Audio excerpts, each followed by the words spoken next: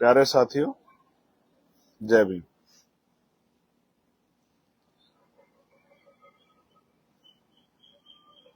मेरे पिता कहा करते थे कि जब कोई किसी चीज को ठान लेता है तो आंधी तूफान सर्दी गर्मी उसका कुछ नहीं बिगाड़ सकती। मैं आपको दिखाता हूं। अब धूप देखिए, खुद से एहसास कीजिए।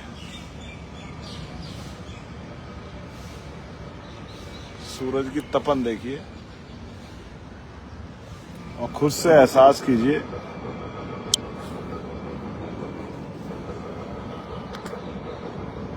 तो मेरे पिता द्वारा कही गई वो बात आज सफल होती नजर आती है। मैं तीसरे दिन बहुजन समाज के सभी संतों गुरुओं महापुरुषों को नमन करता हूं। हम लोग एक ऐसी लड़ाई को लड़ रहे हैं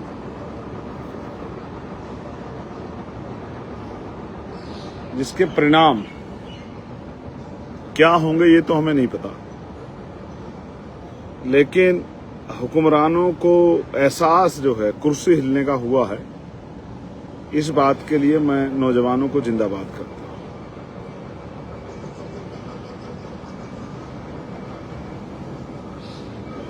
आप जान रहे हैं कि मैं यहां क्यों बैठा हूं। मुझे उम्मीद थी कि आज लोकसभा में चर्चा होगी,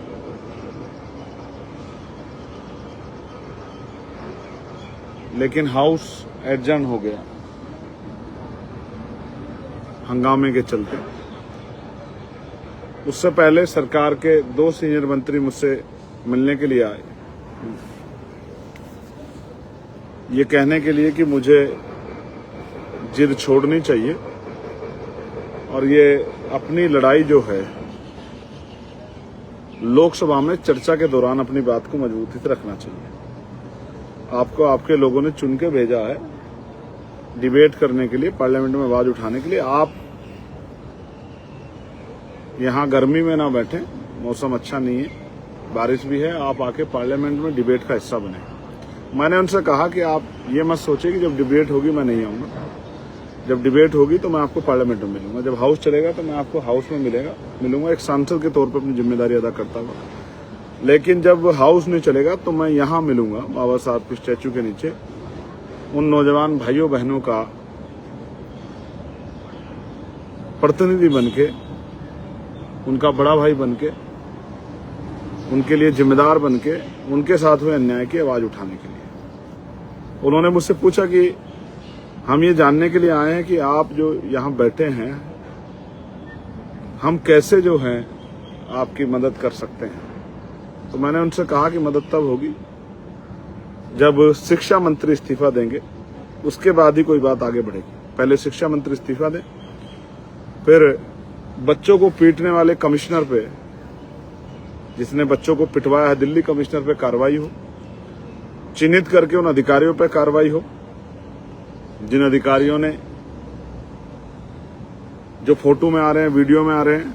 क्योंकि सर्वोच्च न्यायपालिका ने तो कह दिया कि अभी मैंने पढ़ा कि भाई हम पे एग्जैक्ट क्या काम है आपको बता देता हूं। मुझे अभी भेजा गया है कि सर्वोच्च न्यायपालिका ने इस पे क्या कहा है। हमारा समय बर्बाद मत कीजिए, हमें वीडियो में कोई दिलचस्पी नहीं है, वीडियो देखने का हमारे पास समय नहीं है, ये हमारी सर्वोच्च न्यायपालिका ने कहा है। ये बात सही है कि वहां काम का बहुत प्रेशर है और ये प्रेशर भी कम होना चाहिए, वहां जजों की संख्या बढ़नी चाहिए, ये बात सही है, और उसमें सामाजिक न्याय भी होना चाहिए। उन सब लोगों को अवसर मिलना चाहिए जिनको अवसर नहीं मिला, जो इसको डिजर्व करते हैं। जब हर चीज के लिए एग्जाम होता है तो all India judicial service commission, जिसकी मैं लंबे समय से मांग कर रहा हूं, आज के इस फैसले को सुनकर मेरे मन में फिर वो बात आई कि वो होना चाहिए। तो मैंने उनसे कहा कि जिन बच्चों को ने सुसाइड किया उसके जिम्मेदार मंत्री जी हैं, उनको जो है उन परिवारों को कम से कम 1-1 करोड़ रुपए का मुआवजा मिलना चाहिए। जो घायल हुए हैं उनकी चिकित्सा देखभाल होनी चाहिए। और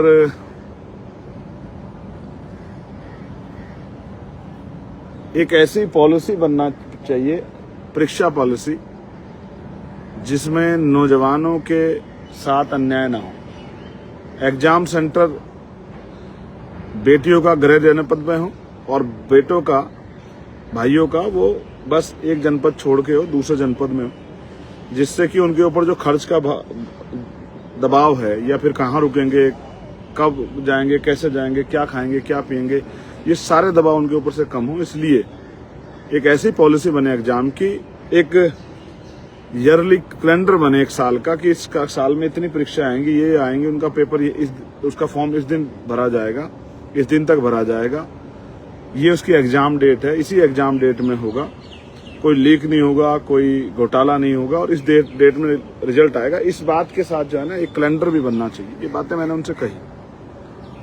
और यूपी के एक 4 मेडिकल कॉलेज का मामला जो CSR के जरिए बने थे, मैंने उनकी उस मांग को भी उनके सामने उठाया, क्योंकि दूसरे हमारे सामाजिक न्याय और अधिकारिता मंत्रालय से वीरेंद्र जी आए थे और मेघवाल जी आए थे। मैं उनका धन्यवाद देता हूं, लेकिन बात वहीं की वहीं है कि कार्रवाई क्या होगी। जब तक कार्रवाई नहीं होगी तब तक हल कैसे निकलेगा। तो मैं अभी अपने साथियों से चर्चा करूंगा और शाम में 8 बजे मैं लाइव आऊंगा। 8 बज के 15 पे लाइव आऊंगा और फिर आपसे बात करूंगा। अभी समय बता रहा हूं, 8:15 पे लाइव आके, कि इस प्रोटेस्ट को हमें कैसे जो है और मजबूत करना है, और कैसे हमें इस प्रोटेस्ट को, जो ऐसी ताकतें हैं जो इस प्रोटेस्ट को, आंदोलन कमजोर करना चाहती हैं, इसमें हिंसा कराना चाहती हैं, जिन्होंने हिंसा का सारा उस दिन भी लिया आंदोलन को बर्बाद करने के लिए, इन बातों को भी ध्यान में रखते हुए इस आंदोलन को कैसे मजबूत किया जाए और कैसे सरकार को दबाव बनाया जाए कि वो मजबूर हो कि वर्तमान के शिक्षा मंत्री इस्तीफा दें और ऐसे व्यक्ति को शिक्षा मंत्री बनाया जाए जो, मैं तो कहूंगा कि सोनम जी को ही जो है, सोनम वांगचुक जी को है, उन्हीं को शिक्षा मंत्री बना दिया जाए। मैं सरकार से मांग करता हूं कि जल्द से जल्द उनका जो है वो अनशन भी खत्म कराया जाए। उनकी जान कीमती है, जो बच्चे भूख हड़ताल में, उनकी जान भी कीमती है, उनका भी ध्यान रखा जाए, उनका अनशन खत्म कराया जाए सोनम जी का। और सोनम जी को ही जो है नया शिक्षा मंत्री बनाया जाए, मेरी तो ऐसी अपील है। लेकिन जिस भी व्यक्ति को बनाया जाए, सवाल ये है कि क्या वो बनने के बाद इस नीति को लागू करेगा। इसलिए मेरे लिए नीति बड़ी महत्वपूर्ण है। इस्तीफा तो हो, इस्तीफे के साथ साथ नीति भी लागू, जो मैंने कहा कि फेयर एग्जाम पॉलिसी बने और उसमें ये ध्यान रखा जाए कि निकटता के साथ जो है पेपर हो, यानी कि यहाँ के दिल्ली के बच्चे का कश्मीर में गिर दिया और सहारनपुर के बच्चे का लखनऊ में गिर दिया और लखनऊ के बच्चे का बिहार में गिर दिया। इस तरह से नहीं होना चाहिए। ये भी ध्यान रखना चाहिए कि ट्रांसपोर्टेशन में जो खर्च आ रहा है, वहां रुकने उसमें जो खर्च आ रहा है, ये भी समझना चाहिए कि मिडिल क्लास परिवार कहां से उठाएंगे। आपने मुझे सुना, धन्यवाद। 8:30 बजे दोबारा मिलेंगे। मैं आपका भाई चंद्रशेखर आजाद। संघर्ष जारी है और संघर्ष अब आगे बढ़ेगा, पीछे नहीं जाएगा। मैं आपको विश्वास दिलाता हूँ, संघर्ष अब आगे बढ़ेगा, इतना मजबूत होगा कि पूरे देश के कोने कोने तक संघर्ष जाएगा। जय भीम, जय भारत, जय मंडल, जय जोहार, जय संविधान, जय जवान, जय किसान, जय लोकतंत्र, जय विज्ञान।